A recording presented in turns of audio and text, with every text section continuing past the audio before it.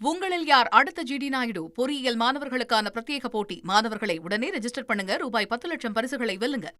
சமூக வலைதளங்களை சரியா நாம கையாளல, இதுதான் நம்மளுடைய தோல்விக்கு ஒரு காரணம் அப்படின்னு சொல்லிட்டு அதிமுக நடத்தின அந்த தேர்தல் தோல்வி தொடர்பான அந்த ஆய்வு ஆலோசனை கூட்டத்தில் நிர்வாகிகள்லாம் தெரிவிச்சிருக்கிறாங்க.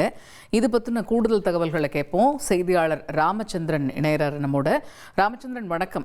நம்ம 2 நாளைக்கு முன்னாடி நம்ம பார்த்தோம், திமுக அவங்க அந்த கள ஆய்வுடைய அந்த அறிக்கையெல்லாம் கொடுத்தாங்க. அதில் நிறைய காரணங்கள்லாம் பட்டியலிடப்பட்டுச்சு.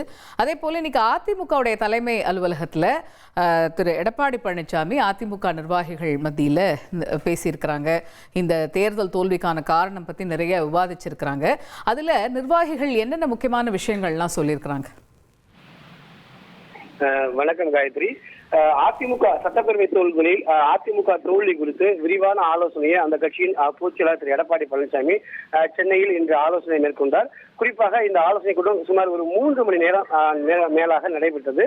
இந்த ஆலோசனை கூட்டத்தை பொறுத்தவரை காஞ்சிபுரம் மாவட்டத்துக்கு உட்பட்ட 4 சட்டமன்ற தொகுதியைச் சேர்ந்த காஞ்சிபுரம், ஸ்ரீபெரும்புதூர், உத்திரமேரூர், ஆலந்தூர் ஆகிய 4 தொகுதிகளில் அதிமுக தோல்வி குறித்து விரிவான ஆலோசனை மேற்கொள்ளப்பட்டது.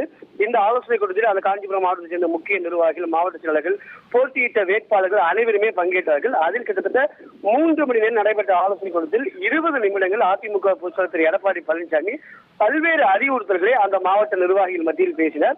அதில் மிக குறிப்பாக ரீல்ஸ் மூலம் மக்களிடம் செல்ல வேண்டும் என அதிமுகவுக்கு ஒரு முக்கியமான ஒரு அறிவிப்பை வெளியிட்டுள்ளார். அது மட்டுமல்லாமல் சமூக வலைதளங்களை சரியாக கையாளாகவே அதிமுகவின் மிக முக்கியமான தோல்விக்கு காரணம் எனவும் சென்னையில் நடைபெற்றக்கூடிய அந்த அதிமுக கூட்டத்தில் ஆதங்கத்தை வெளிப்படுத்தியுள்ளார். அது மட்டுமல்லாமல் திமுக தான் நமக்கு உண்மையான எதிரி, தாவக அல்ல எனவும், அது மட்டுமல்லாமல் கடைசி 3 நாட்களில் கை நழுவிய வெற்றி எனவும் இபிஎஸ்ஸிடம் அதிமுகவின் முக்கிய நிர்வாகிகள் கண்கலங்கினர்.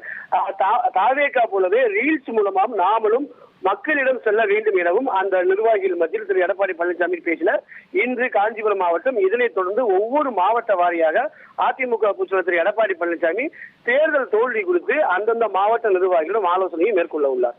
ராமச்சந்திரன், இப்போ அடுத்து வரக்கூடிய நாட்கள் எல்லா நாட்கள்லையுமே ஒவ்வொரு நாளா இந்த மாவட்ட நிர்வாகிகளோட அந்த ஆலோசனை கூட்டம் நடக்குமா, இல்ல நடுவில் இடைவெளி விட்டு அதுக்கப்புறமா 2 மாவட்டங்கள் அப்படின்னு நடத்துவாங்களா? அது பத்தின விவரங்கள் உண்டா? நிச்சயமாக முதல் முறையாக தற்பொழுது காஞ்சிபுரம் மாவட்டத்தில் 4 சட்டமன்ற தொகுதி, 4 சட்டமன்ற தொகுதிகளுமே அதிமுக தோல்வியுற்று தாவேகா மட்டுமே வெற்றி பெற்றுள்ளது. இந்த தோல்விக்கான காரணத்தை தற்பொழுது முதல் முறையாக அதிமுக பொதுச்செயலாளர் மேற்கொண்டார். இதனைத் தொடர்ந்து ஒவ்வொரு கால இடைவெளியிலும் மாவட்ட வாரியாக அந்தந்த மாவட்ட நிர்வாகிகளுக்கு முன்பிரிமே அறிவுறுத்தல் வழங்கப்பட்டு அவர்கள் இந்த ஆலோசனை கூட்டத்தில் பங்கேற்க வேண்டும் எனவும் தெரிவிக்கப்படும். அந்த அடிப்படையில் ஒவ்வொரு குறிப்பிட்ட கால இடைவெளியில் மாவட்ட வாரியாக அதிமுகவின் சட்டப்பேரவை தோல்வி குறித்து விரிவாக ஆலோசனை நடத்துவார்.